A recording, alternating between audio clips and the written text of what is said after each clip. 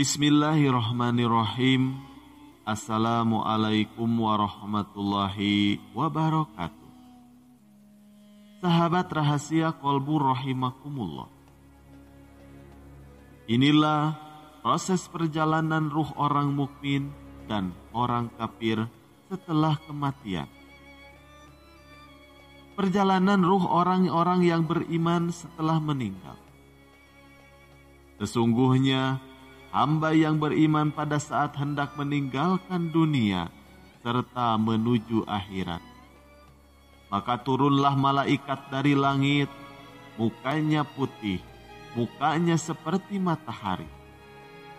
Mereka membawa kapan dari surga serta hanut atau minyak wangi dari surga. Mereka pun duduk di dekat mayit sepanjang mata memandang. Setelah itu, datanglah malaikat maut alaihi salam.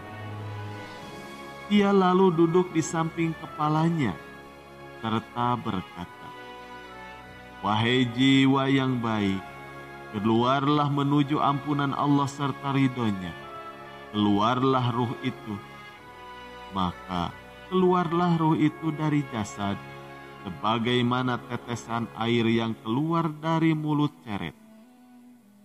Serta langsung dipegang oleh malaikat maut, dan para malaikat yang lain tidak meninggalkan meski sekejap saja, serta mereka langsung mengambilnya dari malaikat maut. Mereka memberinya kapan serta hanut itu, maka keluarlah ruh itu dengan sangat wangi, seperti bau parfum sangat wangi yang tidak pernah terdapat di bumi. Para malaikat ini pun naik membawa ruh itu. Tiap kali bertemu dengan malaikat yang lain, mereka hendaknya bertanya, "Ruh siapakah yang baik itu?" Mereka lalu menanggapi, "Fulan bin Fulan," dengan nama terbaik yang sempat ia pakai di dunia. Sampai hingga di langit dunia, mereka memohon supaya pintu langit dibukakan, kemudian dibukakan. Mereka naik menuju langit selanjutnya, serta diiringi para malaikat sampai hingga di langit ketujuh. Setelah itu Allah berfirman, "Tulis catatan amal hambaku ini di Iliyin." Mengertikah kalian apakah Iliyin itu? Iliyin ialah kitab yang bertulis, disaksikan oleh para malaikat. "Kembalikan hambaku ke bumi, sebab dari bumi saya mengadakan mereka, ke bumi saya kembalikan mereka, serta dari bumi saya bangkitkan mereka untuk kedua kalinya, hingga dikembalikanlah ruh tersebut ke jasadnya." Setelah itu mayit mendengar suara sandal orang yang membawakan jenazahnya, sewaktu mereka kembali sehabis pemakaman. Setelah itu, maka datanglah dua malaikat yang keras gertakannya. Kemudian mereka menggertaknya, serta mendudukkan sang mayit. Lalu mereka bertanya, "Siapakah Robmu?" Lalu sang mukmin menanggapi, "Robku adalah Allah." "Lalu apa agamamu?" tanya malaikat. "Agamaku Islam," jawab sang mukmin. "Lalu siapakah orang yang diutus di tengah kamu?" Maka sang mukmin menanggapi, "Ia adalah Rasulullah Shallallahu Alaihi Wasallam." Lalu si malaikat bertanya lagi, "Bagaimana amalmu?" Jawab mukmin, "Aku membaca kitab Allah, aku mengimaninya serta membenarkannya." Pertanyaan malaikat, "Siapa Robmu? Apa agamamu? Siapa nabimu?" Inilah tes terakhir yang hendak diterima seorang muslim. Allah membagikan keteguhan untuk mukmin untuk menjawabnya, semacam firman-Nya di dalam Al-Quran. Allah meneguhkan iman orang-orang yang beriman dengan perkataan yang teguh itu dalam kehidupan di dunia serta di akhirat. Quran Surat Ibrahim ayat 27. Sehingga ia dapat menanggapi, Robku Allah, agamaku Islam, Nabiku Muhammad sallallahu alaihi wasallam. Seketika terdengar suara dari atas, hambaku benar, bentangkan untuknya surga, beri baju surga, bukakan pintu surga untuknya. Dia pun memperoleh angin surga, serta wanginya surga, serta kuburannya diluaskan sepanjang mata memandang. Setelah itu datanglah orang yang mukanya sangat bagus, pakaiannya bagus, baunya wangi. Lalu ia berkata, berita gembira dengan suatu yang menyenangkanmu. Berita gembira dengan ridho Allah serta surga nan penuh kenikmatan abadi. Inilah hari yang dahulu kalian dijanjikan. Lalu sang mayit dengan keheranan bertanya, mudah-mudahan Allah pula memberikan berita gembira buat kamu. Siapa kamu? Wajah kamu mendatangkan kebaikan. Orang yang berwajah bagus ini lalu menanggapi, aku adalah amal soleh. Subhanallah, amal soleh yang menemani kita di kesepian, menemani kita di kuburan. Setelah itu dibukakan untuknya pintu surga serta pintu neraka. Kala memandang ke neraka, diinformasikan kepadanya, seperti itu tempatmu bila kalian bermaksiat kepada Allah, serta Allah gantikan kalian dengan tempat yang itu. Setelah itu, sang mayit menoleh ke arah surga.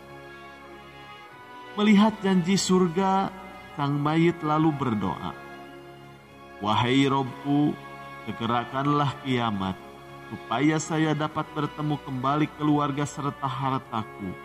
Kemudian disampaikan kepadanya, tenanglah.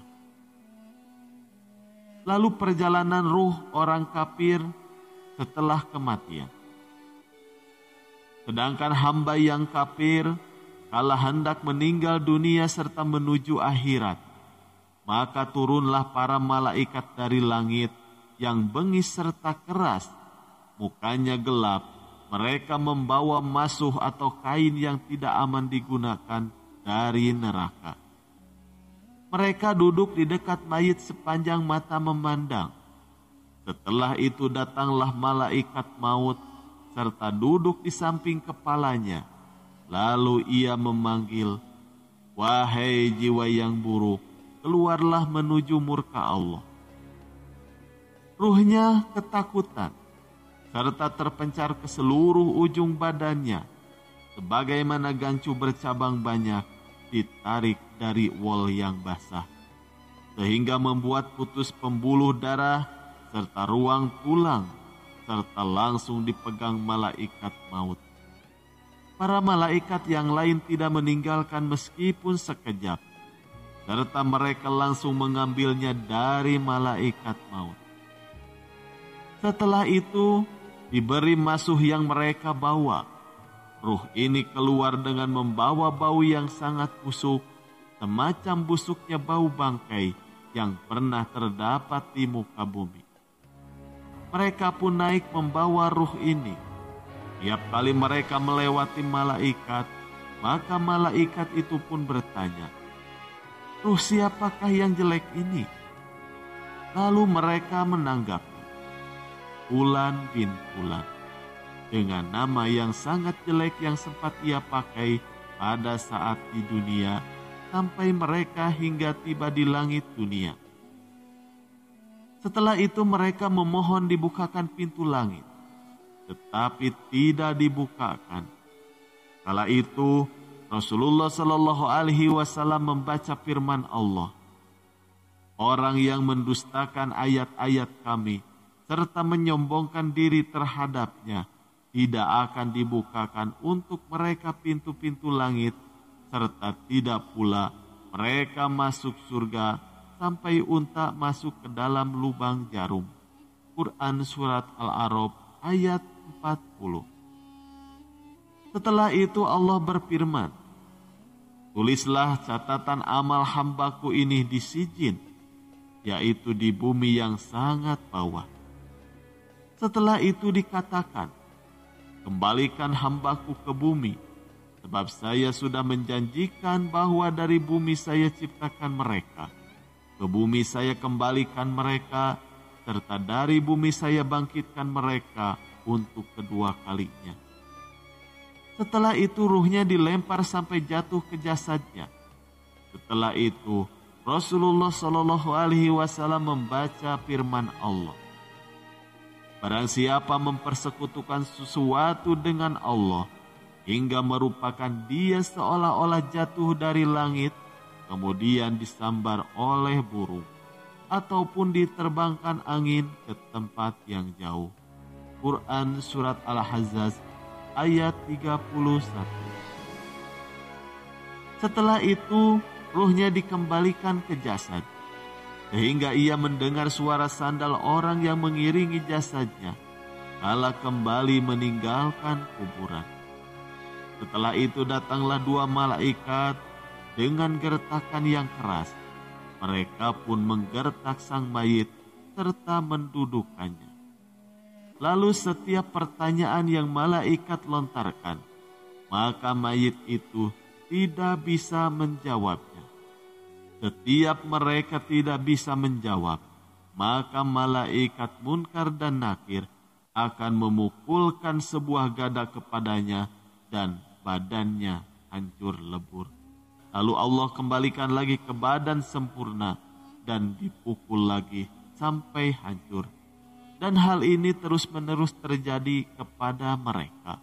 Wallahu a'lam bishawab. Semoga apa yang kami sampaikan dapat bermanfaat bagi kita semua. Amin ya Allah ya Rabbal Alamin. Wassalamualaikum warahmatullahi wabarakatuh.